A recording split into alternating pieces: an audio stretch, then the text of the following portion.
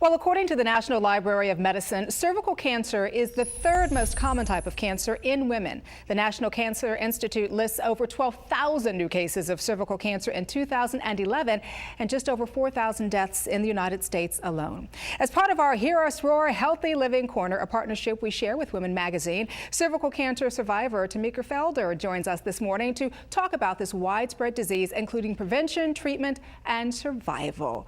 We're so glad to have you here on the show. Good morning to you, Tamika. Good morning. Thank you for having me and talking about this important topic. It's an important topic that not a lot of people are familiar with. So what is cervical cancer? Cervical cancer is a cancer. It used to be the #1 cancer around women, especially worldwide, until the Pap smear was founded. And luckily, because of the Pap smear, the numbers went down. But the truth of the matter, women are still not going in and getting their annual gynecological exams like they should. I have to admit, I was guilty. I didn't go for 3 years. First was because of body conscious images. You know, Paps aren't fun. No. They're not fun at all. Sure. And I think anybody who says they enjoy going to get a Pap smear, I don't know about that. Mm-hmm. But a lot of women are raising their families, their children, they're busy working. Sure. They just don't make going to get their Pap smear a priority. So I think having said that, let's tell our audience right now, why are Pap smears so important? Because it's the #1 way to make sure that you go in and see if you have any abnormal cells. That will tell you if there is a chance that you may have pre-cervical cancer. And then now with the Pap, they have the HPV test, which is for women 30 and over. So if your Pap detects that there are abnormal cells, you can go in and get an HPV test. That test directly detects cells for cervical cancer. And then on top of that, we also have a vaccine that can prevent cervical cancer. So this is the only cancer we know what causes it, HPV, the human papillomavirus. We know how to detect it with the Pap and the HPV test. And we have a vaccine that can help prevent it. So we can cure this cancer. You can cure this cancer. I want to circle back, though, to the vaccines. Tell me a little bit more about the vaccines.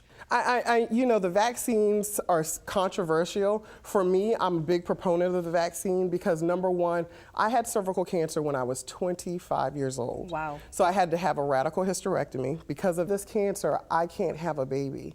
I'm also left with sexual dysfunction and other just emotional things because of this cancer, and I never ever want anyone to go through what I went through. So the vaccines prevent cervical cancer, and the way they do that is that they're given in 3 doses, 3 injections, and I think the controversy stems around the age requirements for it. The reason why it's so young, from 9 to 26, is because they're trying to reach that young woman before she's exposed to the human papillomavirus. Sexually active or anything else like that. Exactly. Powerful story, and thank you so much for sharing that with our audience. And I do want to talk about what happens next. Once you are diagnosed with cervical cancer, what next? Well, let me just say, obviously the worst thing could happen is that you could die from it. But here's the good news about cervical cancer. It's almost always curable and treatable. But what we're trying to do is make sure that women are proactive with their health, so my story doesn't have to be their story or they lose their life to cervical cancer. Well, your story has become a testimony, and that I'm certain will help a lot of other women. And speaking of that, I do want to talk about your website. Tell me what the name of it is, what it does, and why it's helping so many women out there. The website is Tamika and Friends, Tamika and friends.org, and really it's about empowering women.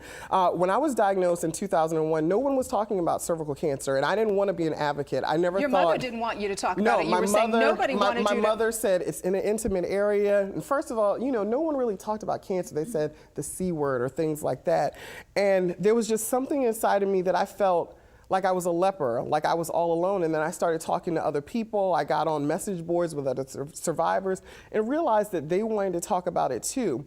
So I became depressed. My friend said, let's do something. Let's make a difference. And out of that, Tamika and Friends was born. So we started the first ever cervical cancer walks. We do these crazy things called HPV parties, because if you don't know where your cervix is, you won't be able to talk about cervical cancer. Yeah. But one of the things that I'm most proud of is that we're able to financially assist women, not only with their medical bills, but if they need daycare, if they just need a break and they want to go to the spa. We have this saying at Tamika and Friends, we each have 2 shoulders, so that's a lot of shoulders for women to lean on. Sure. And so we want to be there for those women. Well, I thank you so much for coming on the show and being there for our audience and educating us about this very important cancer, cervical cancer. Tamika, it's great to see you. Congratulations on your recovery. Thank you again. Thank you. And for everything you need to know about cervical cancer, please be sure to visit TamikaandFriends.org and CervicalCancerFreeAmerica.com. And if you like what you've seen here today, keep watching The Balancing Act for more great information from our Hear Us Roar Healthy Living Corner.